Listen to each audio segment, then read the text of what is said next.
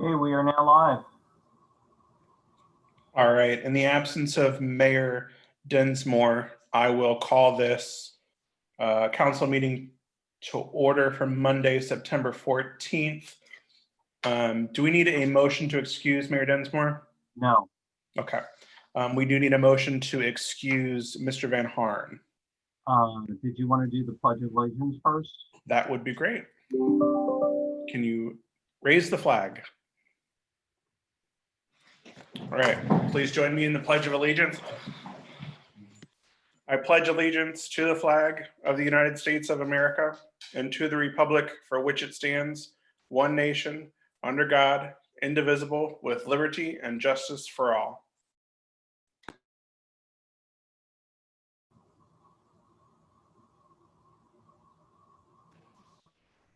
All right, now I need a motion to excuse Mr. Van Harn. So motion? Do I have a second? Second. Thank you. All those in favor? Aye. All right. I suppose Mr. Lanzer should do a poll for quorum just to make sure that all other members are present. Mr. Betcher, Yes. Ms. Chaney, Yes. Mr. Knet, Yes. Mr. Priedenoff, Yes. Ms. Snyder. Yes. All other members are present. Thank you.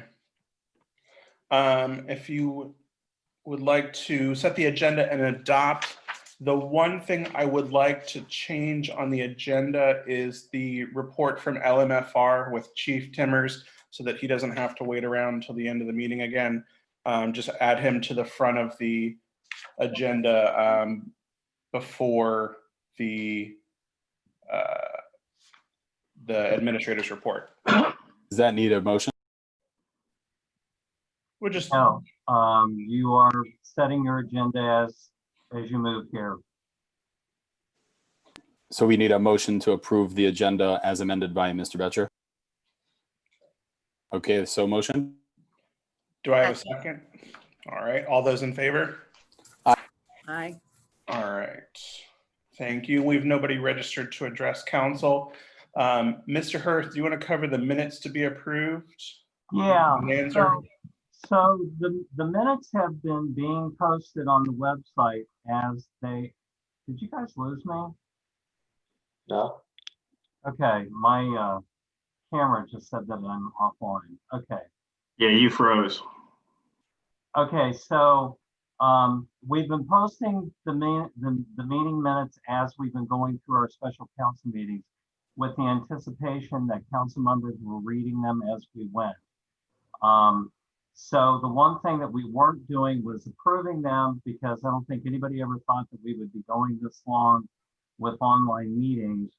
And our original intent was to approve the meeting minutes live and in person whenever we got back together. So we're in a position now that we're 12 council meetings behind. And our intent for this evening was to have you just approve all of the minutes in one lump motion. In speaking with the mayor this morning, he felt that it would be better, or he suggested that we approve the minutes in groups. One of the things that we're concerned about is we don't want to get too far behind on this because it becomes an administrative nightmare making sure that we have records in order.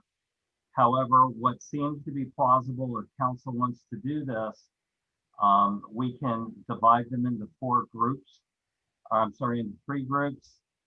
So what I would suggest is let's approve the minutes for last council meeting, which would be for August 17th, 2020.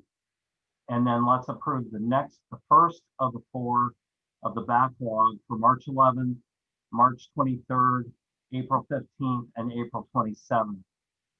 And then at the next council meeting, we'll do the next 4. And at the next council meeting after that, we'll do the next 4. That's my story. All right, so I will make a motion to approve the minutes from August 17th, March 11th, March 23rd, and April 15th. And April 27th. And April 27th. So I guess I'll give a second, but can we get some discussion on? Sure. I just would like to amend in last week's minutes that it was not Miss Pridenoff, it was Mr. Pridenoff who suggested that we go into executive session, but that's about Noted, and it will be changed. I apologize. it. Not a problem. All right. Any other discussion? All those in favor? Aye. Aye. Aye. Motion carries. Okay, and then we can, so we included the August 17th grouping in that also? Yes. Got it. So next council meeting will be May 11th, May 26th, June 8th, and June 22nd. Correct, in addition to Tonight's. tonight's, correct. Perfect. All right. Before we jump into other village business, Chief Timmers, I will turn it over to you to give the Little Miami Fire Rescue District report. All right, thank you. I hope this is what the mayor wanted. As you see in your packet, I made a list of all the runs that we made and their nature. Is that something that you think that the mayor wanted? I can say as a council person, it was super interesting and definitely something that I would want. So Okay, all right, then we'll for what keep, it's worth. yes. All right, so do you have any questions of that? No, I don't think.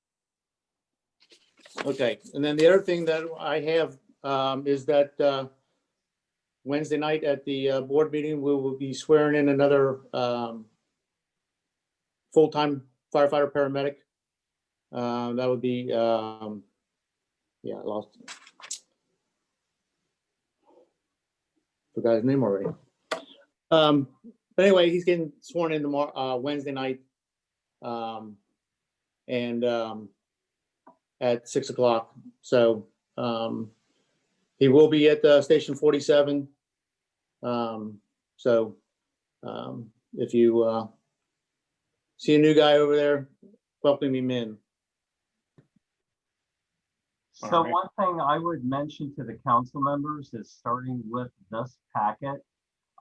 In fact, I posted Wednesday night's meeting information because we just received it this afternoon. But the board packet, which also has the run information for the district, that's available for your review now. Okay, I have nothing else further to report, All right. unless you have any questions of me. Any questions from council for Chief Timmers? All right, Chief, thanks for joining us this evening. Have a great rest of the evening. All right, thank you. Thanks, Chief. Thank you. All right, back to the agenda. The mayor did not provide me to a report to read in his absence, so we will move to the village administrator's report. Okay, so I've got kind of a long report. Let's settle in, and I'll try and make this as quickly as I can. I wanted to review with you, and we're getting ready to public announce our 5-year plan for road projects. So Stover's done. We don't have to talk about that anymore. The first year in our 5-year plan will be the 2021 Vera Corridor project, which includes Elbrook from Lasanaville to the Amberley Corporation line and all of Vera Avenue and the West Vera Service Drive. Funding has been approved. I sent the agreement from the Ohio Public Works Commission to Mr. Donellan today for review, and council will be asked to accept that agreement at the next council meeting on September 29th. Engineering on the road has already started, so those of you who live on Vera probably see interesting color markings showing up on the streets.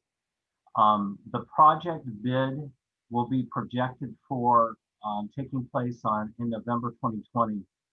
So it'll take probably another 45 days for the engineering to be complete.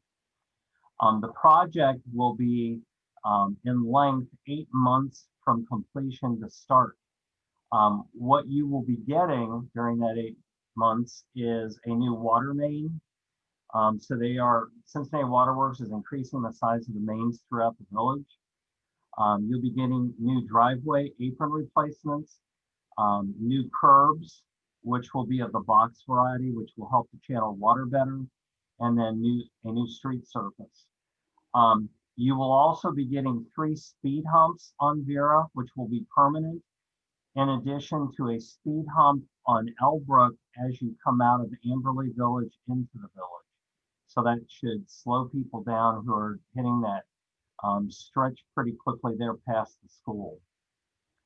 In 2022, we are preparing a funding application based on council's recommendation last week for Weehee and Elbrook. Both of those projects we're hoping will get funded for 2022. Elbrook is the priority, and if for some reason it turns out that one of the two are not funded, that will get moved to 2023. On your agenda, you probably noticed that I put 2023 to 25 kind of in a single category. That will include Englewood, Canterbury, and Hamel. Depending also on Greater Cincinnati Waterworks water main replacement plans, there will be some combination of those 3 streets that we do that we believe will be affordable and make sense. The biggest thing that we want to emphasize is we are coordinating with the waterworks and with the Metropolitan Sewer District on any projects that they need to do to try and minimize disruption for our residents and always to save costs. On the speed hump project, this evening, I'm seeking funding approval from council. The bids were received last week. That would be Mr. Donovan. The bids were received last week, and this is our traffic calming pavement project that will begin this fall. It's going to run around $60,000, which is a little bit less than what we thought it was going to be. We are also doing speed sign purchase and deployment. We've ordered additional electronic speed signs that will be installed on Bremont and the east lane of Losanaville, right around the business district. There are a couple of different COVID grant resources that have become available for COVID relief funding through Hamilton County and through the CARES Act. We've been able to fund several initiatives, and we're looking at some others. Under the county funds, we've either funded or committed to reimbursing the village for COVID-related police department overtime, the purchase of PPE and cleaning supplies for the police department, maintenance and administration. And when you consider that that was all purchased for use and for future use in and around a 6-month period, that was a fairly hefty expense. We just today completed replacement of the concrete at the back door of the hall to facilitate mobility access for meetings, election day, other kinds of things, so we can use that area for residents who need additional mobility getting in and out of the building. We are also replacing the security building, or the security system in the building. The system that we currently have is starting to fail. We want to retain a touchless system with the key fobs. Fortunately, we are able to do that with this COVID funding. We also purchased the technology that we're using to do these meetings. That includes cameras here in the municipal building, laptops for people, for the staff to be able to work off-site, and then also any other ancillary things, and honestly to pay for the subscription to Zoom so we can do this.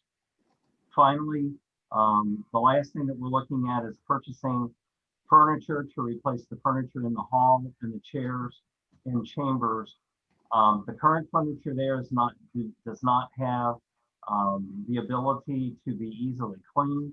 We're looking for things with antimicrobial surfaces that can be easily broken apart to facilitate social distancing. So we're searching that project at the moment, and as soon as we have a recommendation, we'll let council know. There is another source of funding that the county was given $5 million in CARES Act funding. $1 million of that they are sharing with the municipalities. We have the ability to use up to $50,000 in COVID-related projects. One of them that qualifies is replacing our playground equipment. Our playground equipment is, again, not antimicrobial. It's also outlasted past its expected life expectancy. We're getting ready to submit a proposal to CDAP funding, who is coordinating this tomorrow. So that's what's happening with grants and projects that are related to the COVID pandemic. I'd like to thank Councilmember Snyder. She has taken some of the PPE that we've collected and has, through social media, made people aware that it's available, and she's been distributing that. So thank you, Ashley, for taking the initiative to do that. I'd like to talk about the minimum wage. You might recall, and I have talked to each of you individually about this. We are looking to raise the minimum wage for our part-time maintenance workers to $15 an hour. Originally this year, we were not certain that that was a good thing to do because of where we thought we were going to end. And then the COVID, sorry, Roger's trying to get in. And then the COVID pandemic happened. So at this point in time, we are looking to go ahead and move forward with that. I had asked the Finance Committee to weigh in on this. The Finance Committee made a motion to ask Council to endorse. There's no legislation that needs to be done. This is actually something that I have the authority to do, but I would like to have Council's buy-in to go ahead and raise that minimum wage to $15 per hour. Terry, do you have anything that you'd like to add to this? Yeah, as long as it's within the range we've already previously approved for our employees, it's a matter of just implementing it. Probably would be nice to have council unanimously endorse it, kind of showing our support for raising that floor for wages for employees. So one of the things I would make you aware is that we will not be changing our wage ranges. Council approved those, I believe, in the third quarter last year. Those ranges should be good for us for 2 to 3 years. It also gives us the flexibility to keep those ranges where they are, that if we need to make a decision regarding any new hire that we bring in, we have flexibility to do that.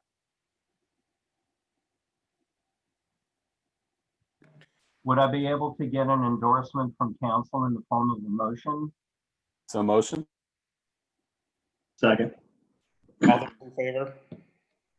Aye. Aye. Aye.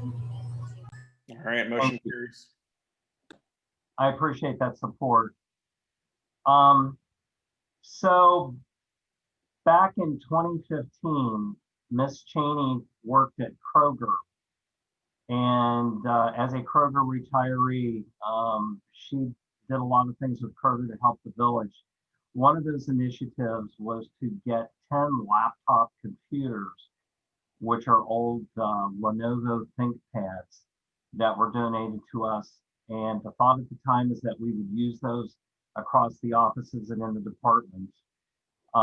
What we found was the computers were old enough that they needed a significant amount of refurbishment to be able to run the programs that we're using and just some of the simple things with the new Microsoft products. So it has become cost prohibitive for us to continue to refurbish these computers so that they become usable for village staff. So essentially the two that we had refurbished, which we've gotten a couple of years of use out of now, the other ones are sitting down in the evidence lockup area, just sitting there. I've been approached by our IT person, Brett Palmer. They were looking for computers to be donated to an elementary school that he's associated with. I checked with Miss Cheney to see if she had any issue with us making a donation. One of the things I thought of was whether or not it would be appropriate to offer these to the city of Cincinnati. And in my research, to the Cincinnati Public Schools. And in my research, they are actually providing computers that are compatible to their programs and systems to their students. So we can do that, but again, those residents who might get those would have to expend a fairly significant amount of money to make them usable. What I guess I'm looking for here is some feedback on whether or not we would like to donate these, get them out of the building, get them in the hands of somebody who can actually use them. The one thing that makes this a good donation is Brett would be able to refurbish these computers at his own cost for their school to use.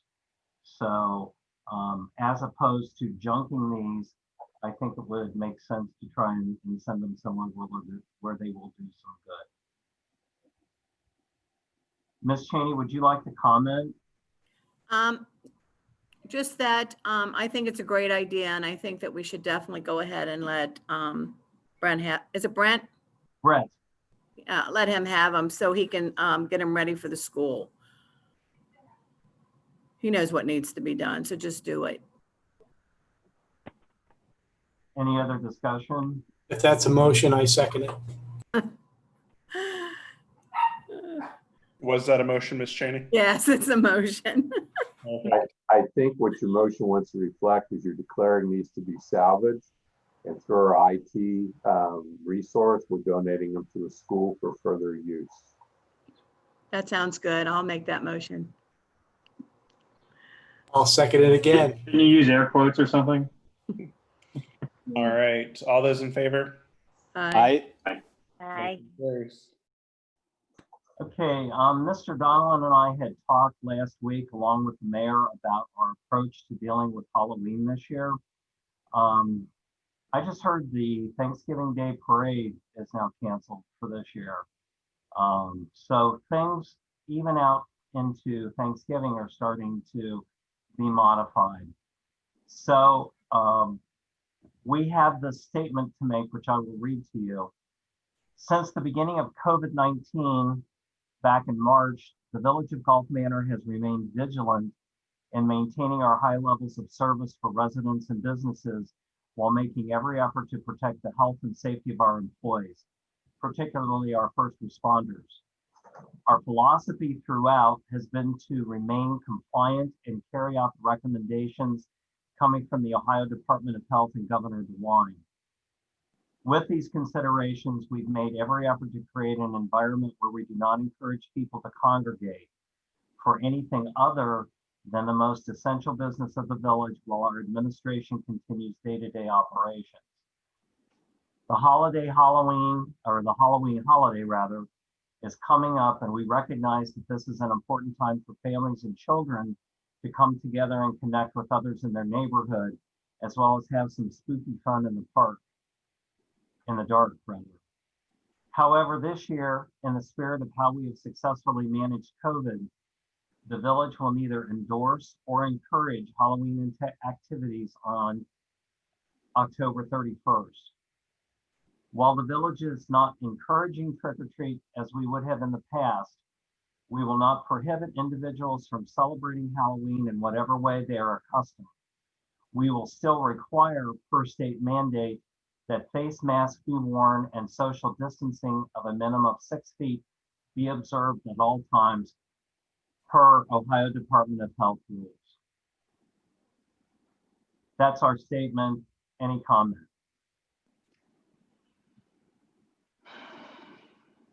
I guess I have a question. My understanding is that the purpose of previous years' Halloween organization was to control the trick or treating? Is there any anticipation that it's going to just proceed and we lose the public safety aspect of organizing it, or as you said, endorsing?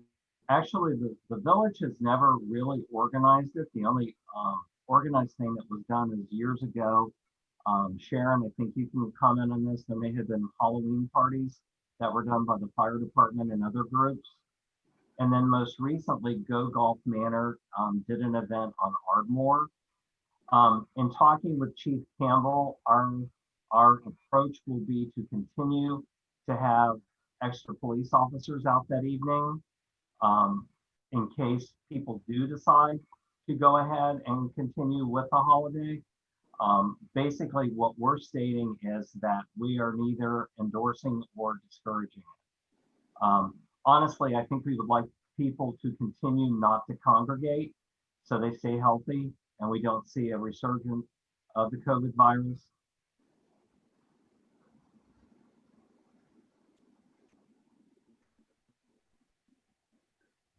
Go Golf Manor right now is entertaining it and working on trying to put together an event, but it's spending a lot of time trying to make sure we can manage it appropriately with all the COVID restrictions.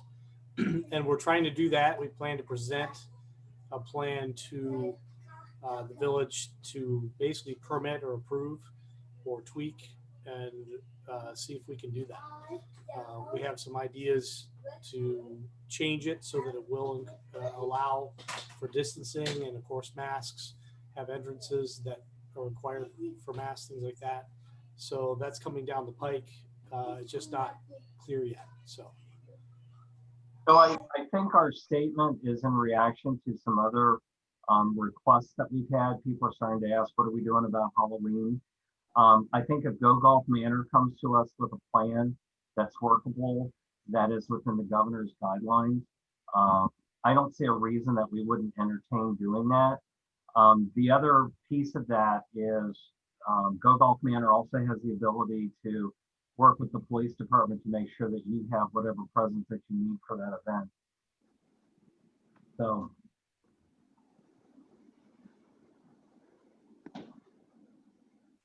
Do you need anything from us at this point? No. Okay.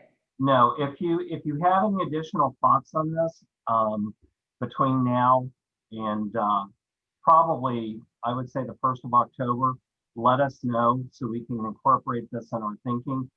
My intent is I'm going to post that statement as a blog article out on the website probably this week. So we just need something out there.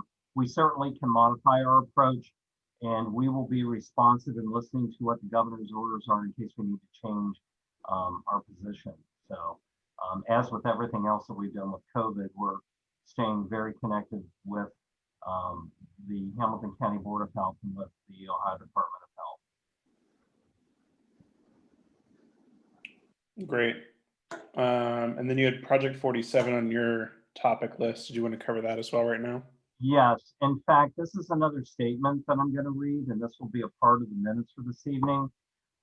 As you know, there has been a cloak of confidentiality that has been observed for the mediation with the 3 communities regarding the Little Miami Fire District. There has been quite a bit of misinformation that has shown up on social media coming from various outlets. And I'm reporting this evening as the administrator. And then Mr. Donald later this evening will be calling for an executive session to talk a bit more about the technicality of the discussions that are taking place. But let me go through this with you real quick. And we want this to be on the record. As previously reported to Council, Project 47 is our initiative to evaluate our current membership in the Lower Miami Fire District and long-term sustainability of our fire and EMS paramedic services in the village. The project task force consists of the village administrator, the assistant administrator, and the solicitor, and the LMFR Assistant Chief of Member Services, Jim Puddle. The task force is working closely to examine options for the village with the goal to make a recommendation to council within the next few months to reform our service delivery model. The task force meets regularly and continues to communicate and seek input from the mayor and vice mayor. Project 47 was formed, the task force was formed, and here's some background, and this may be helpful for new council members. Gulf Manor joined the LMFR district in January 2018 after being asked by the district board in 2015 to merge with them. The idea of combining into a single fire district with Columbia Township, Fairfax, and Newtown was delayed when Newtown elected to withdraw from the district and their role was wound down. During that time, the district board commissioned a feasibility study with Management Partners, which is a consultant company, to evaluate the financial stability of the district and the long-term sustainability of the district if Gulf Manor would join as a member. In that study, it was recommended that Gulf Manor be asked to join the district, and there were other recommendations concerning operations within the district. As an agreement was reached in October 2017 for the Gulf Manor Fire Department operations to be merged into the existing Little Miami Fire District, starting in January 2018. The remaining district members at that time were Fairfax and a portion of Columbia Township. Gulf Manor brought to this merger over $1 million in equipment and assets, 2 revenue-generating contracts with the Ridge Fire District of Columbia Township and Amberley Village, as well as a professional staff of highly trained personnel. Gulf Manor offered the use of our firehouse for $1 per year and the cost of utilities and insurance. The merger was approved unanimously by the Little Miami Fire District Board and the Gulf Manor Village Council. Over the past few years, the Ridge Fire District contract was renewed for a limited period of time, and the district board undertook negotiations with Amberley Village to extend their contract. Those negotiations failed, and Amberley pulled away from the district and joined under contract with the city of Reading. Shortly thereafter, the district partners insisted that Gulf Manor leave the district or the district would need to dissolve. In their opinion, the district was not financially sustainable with Gulf Manor as a member. The membership agreement with the district required mediation through the Ohio Supreme Court Conflict Resolution Service prior to any member withdrawing. Gulf Manor requested that mediation be initiated to guide the parties in making their final decision. As part of the mediation process, all parties signed a confidentiality agreement and reinforced that agreement repeatedly throughout the process.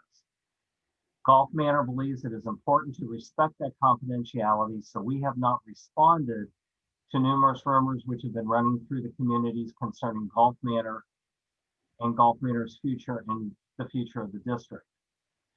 What we can tell you is that we are looking diligently for alternative service. Gulf Manor, however, remains a part of the district until by statute, council votes to withdraw. That vote has not occurred and will not occur until council is comfortable that a sustainable financial model is in place to support the village. We value our long-term relationship with our neighbors in Ridgewood within the Ridge Fire District, and we want to be sure that they also continue to receive timely professional services if Gulf Manor leaves the district. We do not control the contract for service, as the agreement for services between Columbia Township and the Little Miami District. In searching for a new partnership, we will weigh the needs of the Ridge District, but we do not and cannot control that outcome. Our priority is to offer continuing superior service at the best cost for our residents, businesses, and contract partners. This is the focus of Project 47. To the extent we can, we will answer questions about specifics of our search, but we ask everyone, including our current district partners, to respect the promise of confidentiality. Any comments or questions? Agree, disagree? Where is this statement published or given first of all? I'm not sure exactly I heard that. I'm sorry, say that again. Where is this statement going to be published or given or delivered, or is, I didn't quite hear that part. This is my report in tonight's minutes. So essentially what this does is it puts Gulf Manor on record regarding some of the mistruths that we've heard. And I don't know, Terry, do you want to talk a little bit more about that? Can I ask a question, Terry, first? After comment, there's a couple things you said in your thing, Ron, and you sort of covered it, but I wanted to ask you about it. You said when Gulf Manor, basically, I want to say Gulf Manor disagreed with their request to have us leave based on their idea that the financial model wouldn't work, and that we actually made attempts to show them based on that report that Terry had referred to many times, and also that it would work, but they didn't listen, or whatever the words are. I'm trying to go back on memory after your report. And the second thing was, you said until we have a financial model, should it say first that till we have a comfortable with the fire support or emergency services that we'll be offering our village? You kind of cover that later, but the financial part is kind of secondary to me, to making sure. I mean, they're both together, but So anyway. one thing to remember is that this is my report, and this is my perspective on what's happening. However, Terry, I feel like I'm getting in the weeds here. Do you want to comment? Well, That's okay, Ron. I thought I had a different perspective on it. I'm not. I just figure if somebody else is going to read that out in the public, anyway. our It's okay. concern is It was really good. Our concern is that we really feel strongly about protecting the confidentiality of the mediation process. And there was much debate and discussion, without getting into specifics, during that process about the financial model of the district as it exists. And unless and until everybody lifts that cloak of confidentiality, I don't want us to get into a public debate as to why people believe the district is failing or has failed, what the solutions may be. The financial model goes hand in hand with the professional service. We can't provide professional service unless we have a solid financial model, and we won't know what our solid financial model is until we know what our level of service is. So it's tough to pull them out and say one's a priority over the other.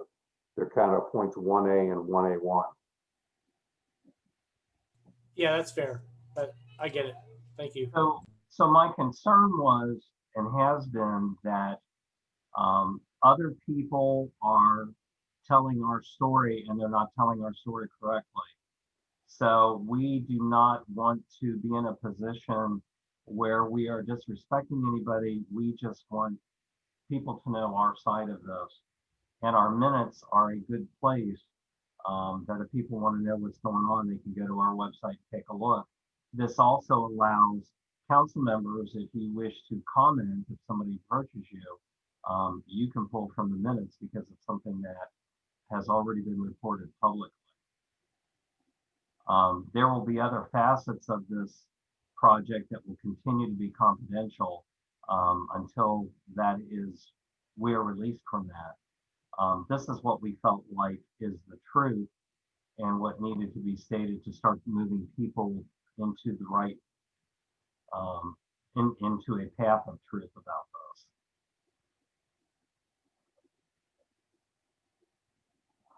So that's really just my report for this evening. I have nothing else to comment on Project 47 unless there are any other questions. And that's the end of my report. Thank you, Mr. Hirth. Moving into the fiscal officer and assistant administrator, Mr. Lanzer, the floor is yours. All righty. Before I get to the monthly financial report, there is a supplemental appropriation request this evening. So village administration is requesting that council approve a supplemental appropriation to the village's operating budget. Specifically, the village administration is requesting the council approve a supplemental appropriation of $23,443.29 to the village fund number 2051. If you recall, earlier this year, the village received a disbursement of resources from the state of Ohio. These resources that we received from the state are replacement funds to be used to offset revenues lost by our municipality as a result of the COVID-19 pandemic that's detrimentally impacted revenues for our municipality. By receiving these resources, we've agreed to spend them only to offset expenses in an effort to respond to the COVID-19. And to ensure this, we created last council, or possibly the one before that, fund number 2051 to ensure the proper accounting and appropriation of these revenues. So we've received an additional disbursement from the state in the amount of $23,443.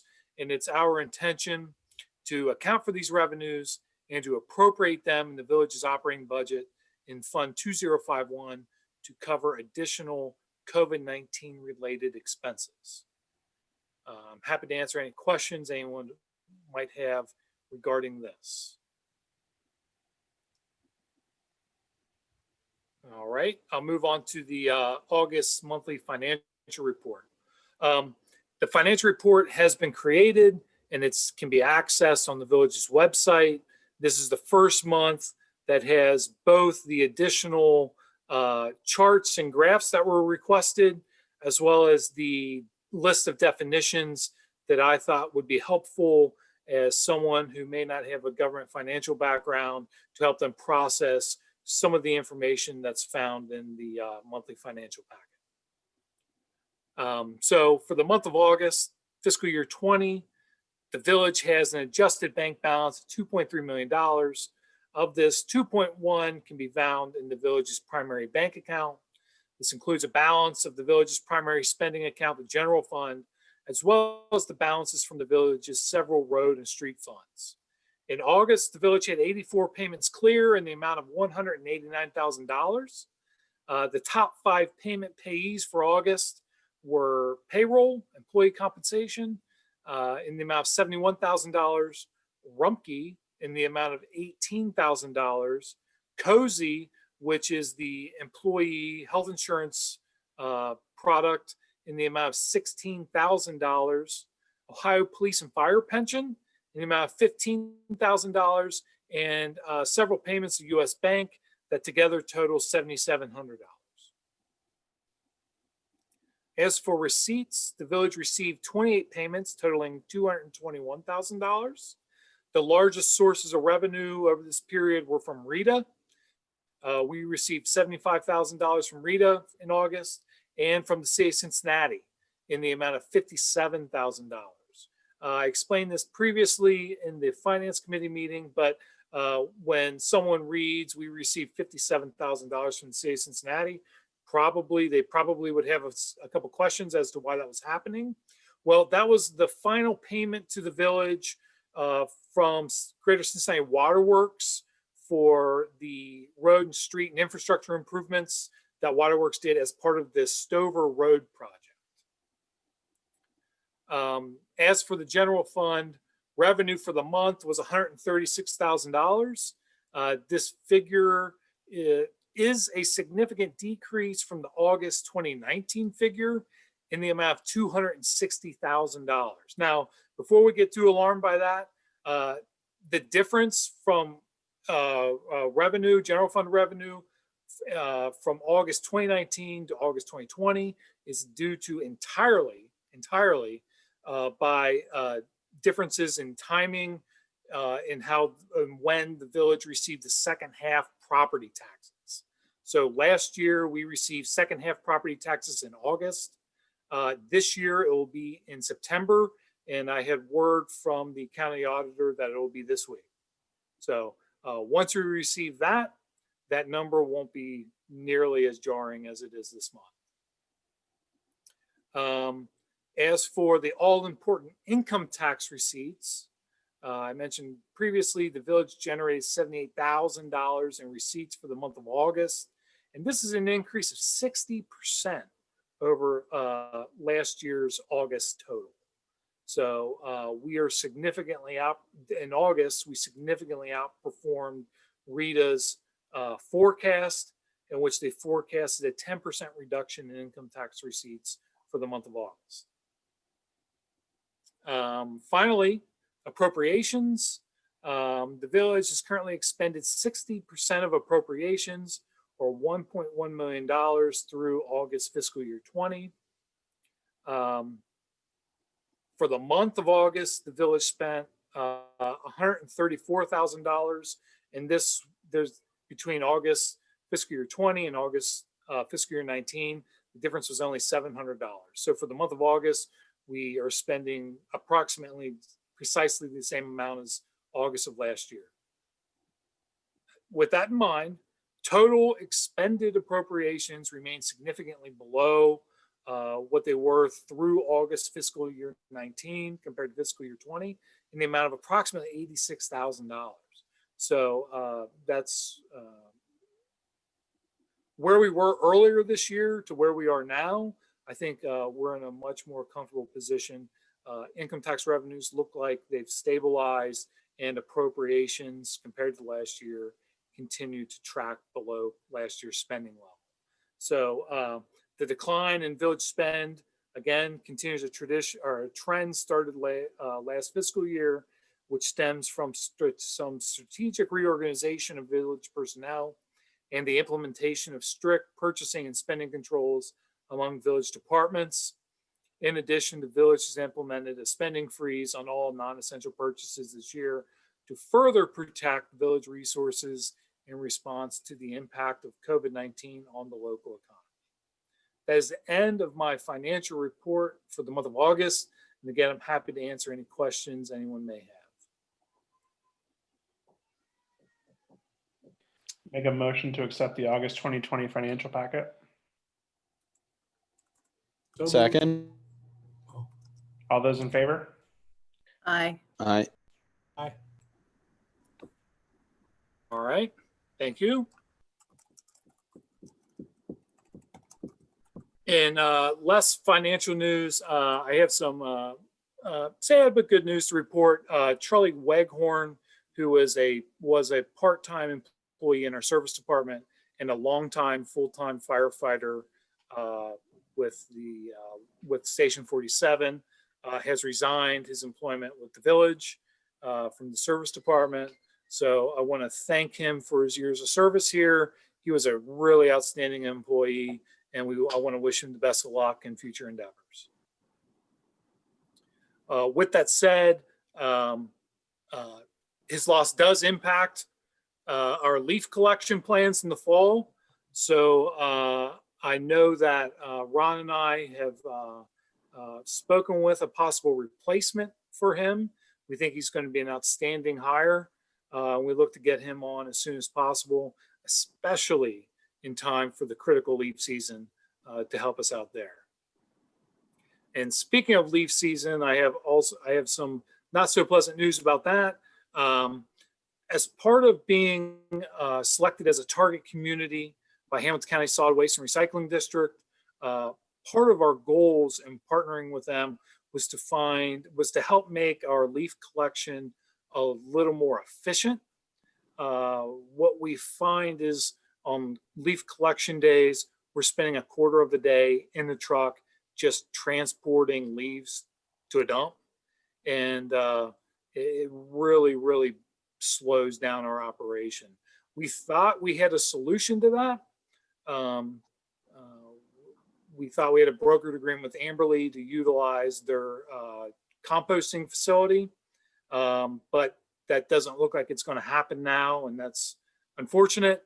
But I will continue to try and find alternative dumping solutions in order to get our leaf collections more efficient in the fall. Any questions about any of that? Okay.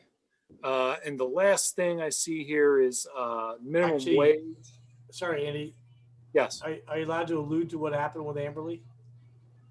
sure. I'm happy to do that. So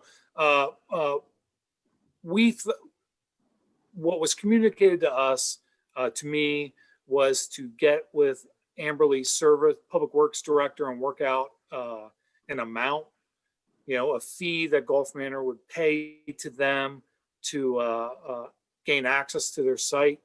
And he came up with a figure, and I thought it was great. It turns out, upon further review in Amberley Village, that figure that we agreed to wasn't sufficient. And the figure that was thrown back out is way beyond what I'm comfortable and willing to pay to access that site. So it is what it is. We will continue evaluating solutions, and I'm confident we'll come up with something. So Andy worked pretty diligently for a couple of months trying to put that together. It was very disappointing that we ended up with not being able to move forward, but I appreciate the work you put in on that. Thanks. We'll continue to look for another source. Yep. And I think we're also going to, once we make the new hire, I think Ron and I have been talking about adding another part-time person to give us a roster of 5 just for leaf collection season. So in some of the barriers to leaf collection in the village, in addition to the wasted time with transporting, is we tend to have some inconsistent scheduling or inconsistent availability. We really need at least 3 people during leaf season, 1 to drive the truck and 2 to kind of collect the leaves. It really can't work with less than 3. And given the nature of part-time employment, sometimes it's difficult to ensure adequate staffing. So Ron and I are discussing the possibility of bringing someone on part-time just to assist with the leaf collection this fall. And hopefully we get a job advertisement out shortly about that and get someone hired.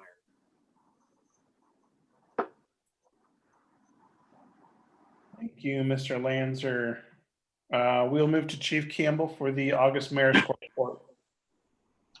Hi, can you guys hear me? Yes, we can. Oh, thank you. I have the August Mayor's Court report for the month of August 2020. Total to the village was $2,589. Total to the state was $465.50. The other line is $10.50, bringing us a total of $3,065 for the month of August. That is the end of the Mayor's Court report. Do I have a motion to accept the Mayor's Court report? So motioned. I'll second. All those in favor? Aye. Aye. All right. All right, thank you. A couple other items. For the month of August, the police department responded to 359 calls for service. There were 20 criminal incident reports generated for that month. Wanted this body to be aware of that. Also, wanted to advise you that the police department has recently began, along with Amberley Village, of doing an off-duty detail inside the Losanaville, the school on Losanaville. The campus for the day school goes between Gulf Manor and Amberley, so officers from both departments are there at the school from when they start till after they finish, every day that school is in session. I just wanted the council and the mayor to be aware of that as well. And that is all I have. Thank you, Chief Campbell. Any questions regarding the Mayor's Court report or that follow-up? My understanding is today, Mr. Pridenoff rode with Lieutenant Forrest. And I think he had a great experience with that. We would still continue to encourage the other council members to do that at some point within the next couple of months. Yeah, definitely a very positive experience, and we really appreciate Chief Campbell for putting me in touch with the right people to make that possible. Happy to do it. Invitation's open for all of you. All right, Mr. Lanzer, can you do a second roll call for quorum, please? Yes. Mr. Batcher, Yeah, here. Ms. Cheney, Here. Mr. Knet, Here. Mr. Pridnoff, Yes. Ms. Snyder. Here. Mr. Van Horn, Yes. all members present. Thank you. Moving to Mr. Donilon for the solicitor's report. Thank you. We have three pieces of legislation this evening. The first is ordinance number 2020-9. Mr. Lanzer touched on it a little bit earlier, and that's to amend our appropriations for some additional coronavirus relief funds which come in, as well as to do some adjustments in appropriations as to where we are mid-year with vehicles and so forth. So do we have a motion to read by title only? Motion. Second. All those in favor? Aye. Aye.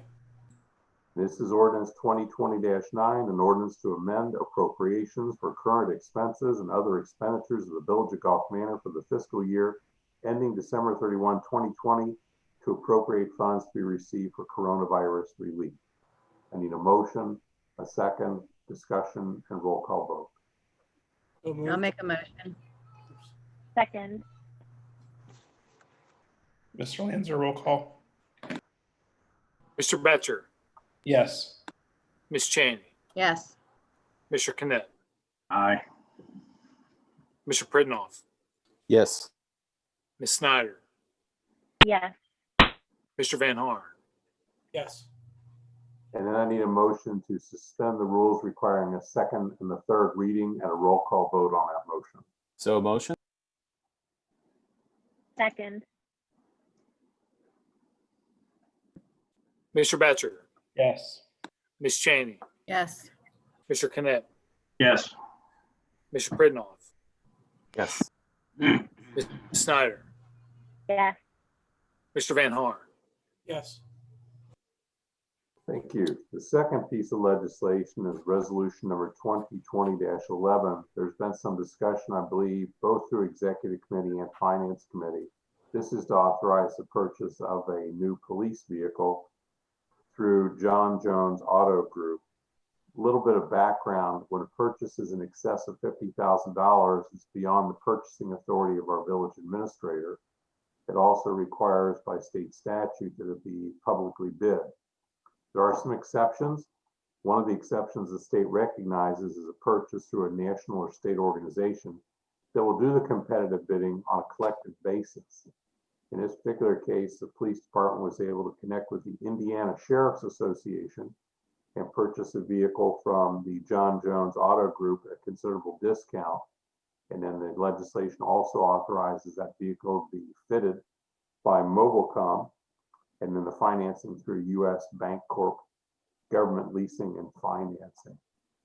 And could I have a motion to read this by title only? So Mr. motion. Donlin, I might mention that the Finance Committee this evening made a motion to recommend passage of this to the full council. And I need to recuse myself from the vote on this as a employee and shareholder in US Bank Corp. And I will recommend a chair pro tem of R.A. Pridnoff in my place. We have a motion, a second, and approval of Mr. Pridnoff to lead this section of the meeting. Motion. Second. All those in favor? Aye. And I guess it should be noted too in the minutes, Mr. Betcher is an employee of US Bank, but he does not receive any type of compensation or commission from this particular contract. It's just a matter of making sure there's a good separation so no one claims or raises a question of conflict of interest. Is that correct, Mr. Betcher? That is correct. Thank you. So we had a motion and a second to read by title only. Is that correct? We have not had a second, or that I've heard. Say again. I have a motion to read by title only by Mr. Pridnoff. I do not have a second. I'll second. Second. And all in favor?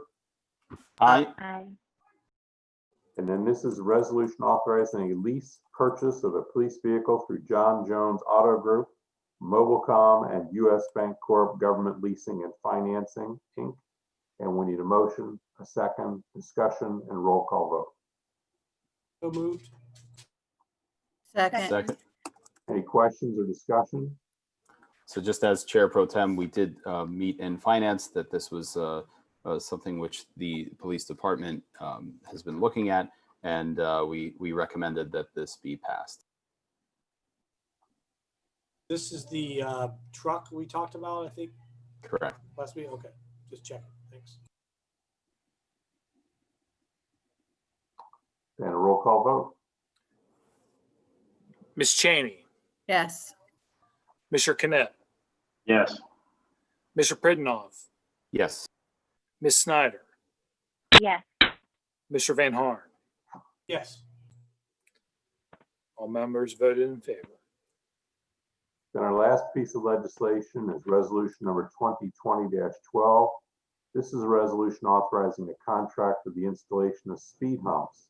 I think Mr. Hurth had mentioned earlier, we had a bid with contingencies which came in just under $60,000. The location was recommended by the police department in cooperation with our village engineer. So I need a motion to read by title only.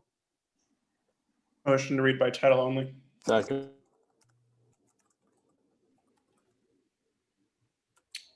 All those in favor? Aye. Aye. Thank you. This is a resolution accepting a bid and authorizing the village administrator to enter into a contract with J.K. Muir Corp. For the installation of traffic calming pavement, AKA speed humps, AKA transmission busters. But we do call them traffic calming devices. Motion to approve. Second. Any discussion? Can I just ask, where is J.K. Muir based out of? I mean, I know I could do a simple Google search, but if anyone already knows that answer. Are they Sharonville?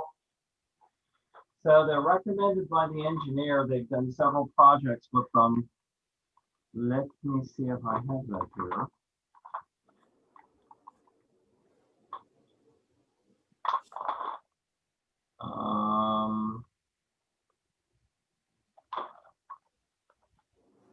Just 30 their address is 33 Glendale Milford Road in Loveland. okay. How many of these speed humps does $60,000 buy?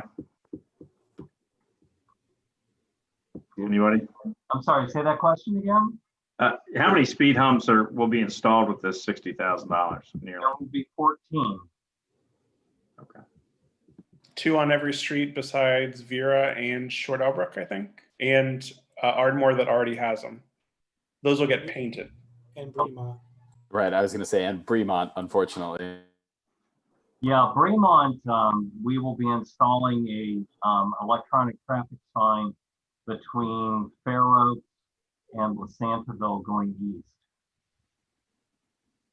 Sorry, Ron, I cut out. What do you be installing there? Electronic what? It's electronic speed sign. They're a little bit smaller than the ones that are on LaSantaville. They'll be more in line with the aesthetic of the neighborhood. Do you know where that's going to be put up? I have a following question to that. I do not. That'll be up to Chief Campbell to determine. Okay, because I've had 2 or 3 just witnessed myself, people just going right through the stop sign at Bremont and Fair Oaks. They barely hit the brakes, but there's no rhyme or reason to it, so I can't really report it. So I was wondering if that where the sign might be to help that. Who knows? I would recommend you talk to Chief Campbell about difficulties that you're having so we can devise a solution. Another question. What's the timing of these installs? Is it over like in the next couple months or over the course of the next year? We're hoping to start by the 1st of October and have it completed by Thanksgiving.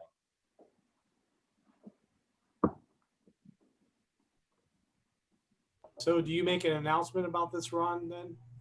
I think some people might be really pleased to hear this. I'm getting ready to post an article about road projects. It all depends on what happens here in the next couple of minutes. Yay, thanks. All right, so do you need a roll call vote? Yes. Yes. Mr. Batcher, Yes. Ms. Chaney, Yes. Mr. Knipp, Yes. Mr. Pridnoff, Yes. Ms. Snyder, Yes. and Mr. Van Horn. Yes. All members voted in favor. Thank you. And then lastly, I would like to request an executive session for matters of personnel compensation at the conclusion of our meeting this evening. Perfect. Does that require a motion? When we get to the end of the agenda, we'll do the motion at that time Okay. and the roll call vote. Thank you. Perfect. All right, continuing on the agenda, unless Mr. Donellan has anything else. Nothing else. Thank you. Executive did not meet. Anything, Ms. Snyder? No, nothing to add. All right, Ms. Chaney, education? Yes, PRM's LSDMC met last Wednesday. And we discussed the board meeting that's going to be held tonight, CPS's board meeting at 6:30 p.m. The superintendent is supposed to make a decision tonight as to whether they're going to go to in-person school or they're going to continue with the online. And so, of course, I don't know any answer to that because they're meeting now. If they decide to go in person, PRM is ready to go. No problem. We had to replace one of our parent reps temporarily because Bo McGrath's children are doing remote and they're not doing, not going to be doing in person. So the new person, and I'll butcher this name because it was just emailed to me and I have no. We lost you, Sharon. You went mute. You muted yourself, Ms. Chaney. Oh, that's a good one. I'm not sure how I'm going to pronounce this, but let's give it a try. Onia, and it's Okiwobi. Okiwobi, I'm not sure how to pronounce it.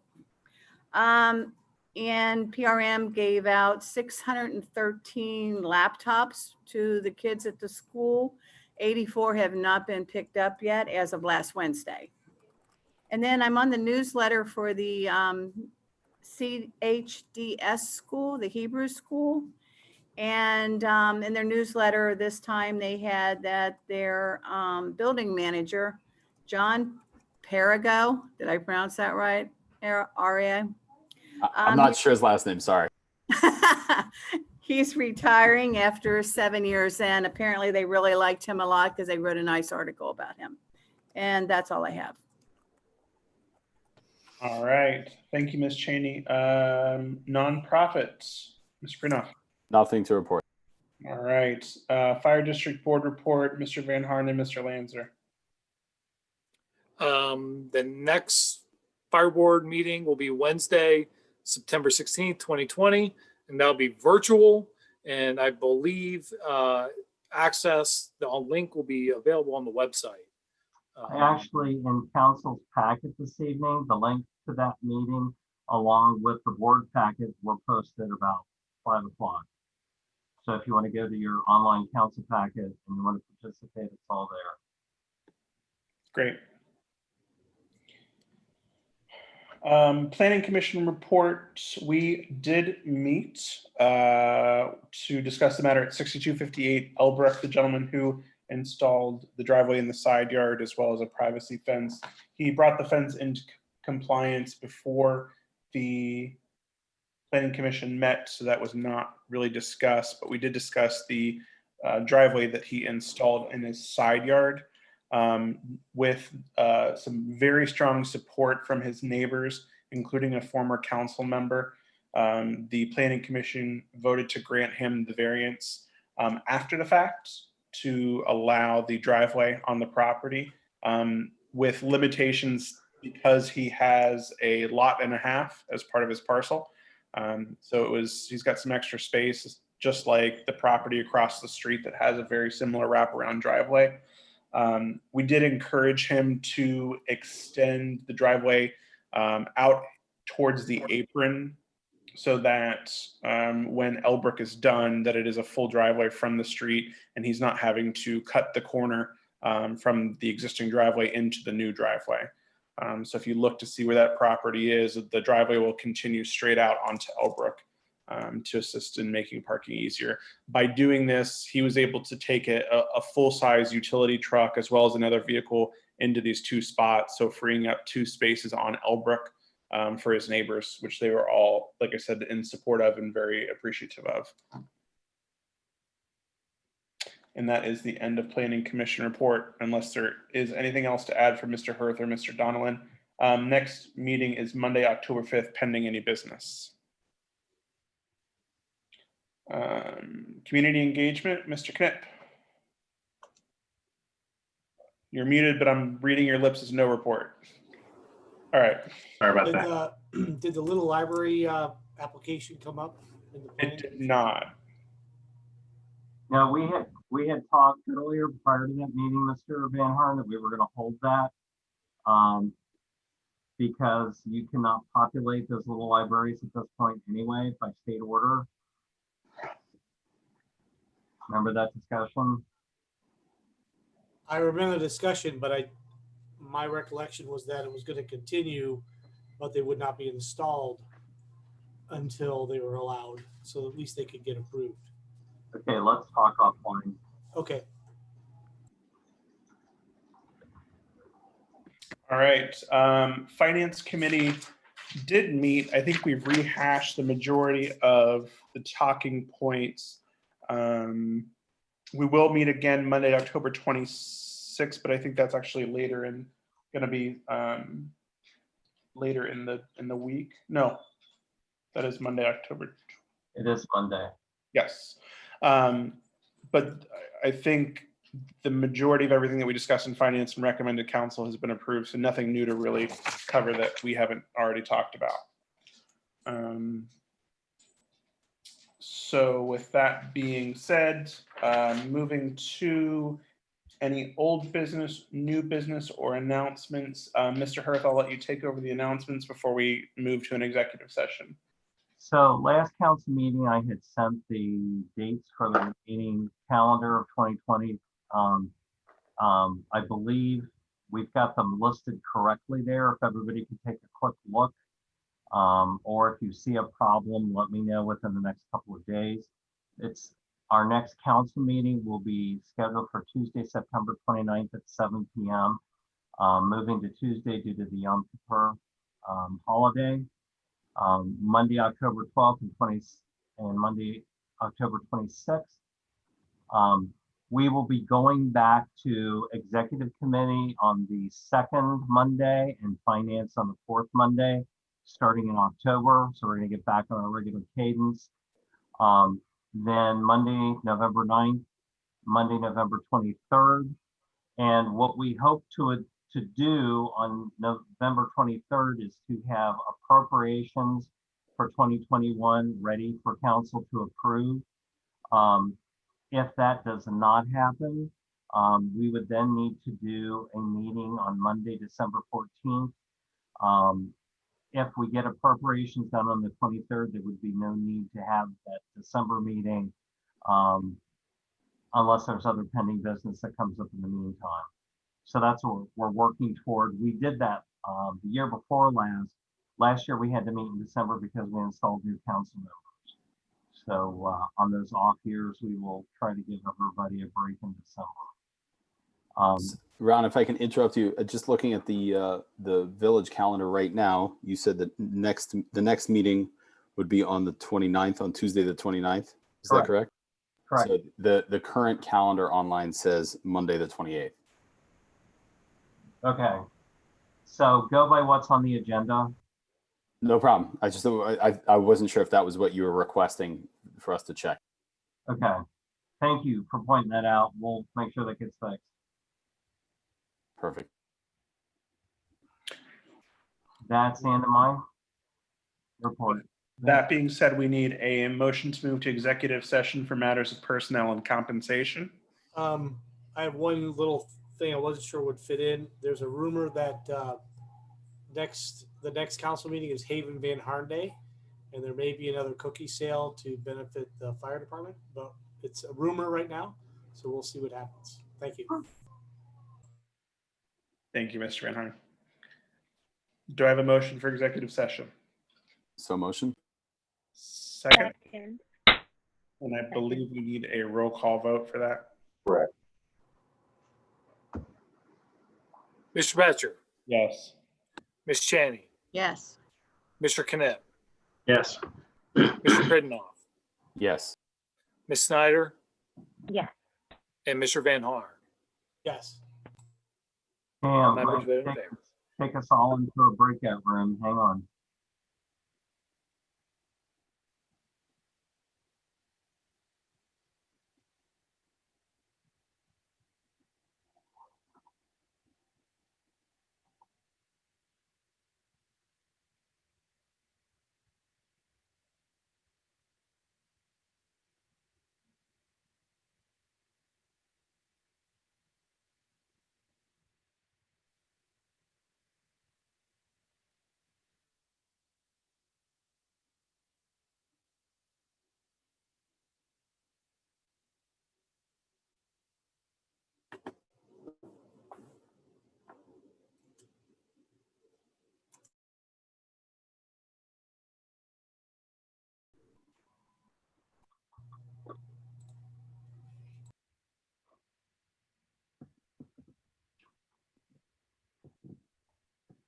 Mr. Donlin,